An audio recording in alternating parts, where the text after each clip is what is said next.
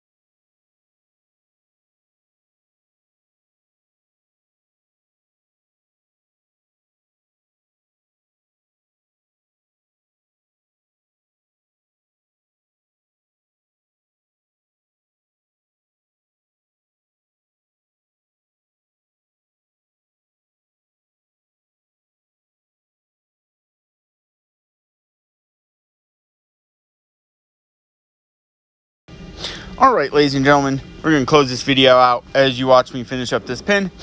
So that's going to do it for this video. Hope you guys enjoy watching the process.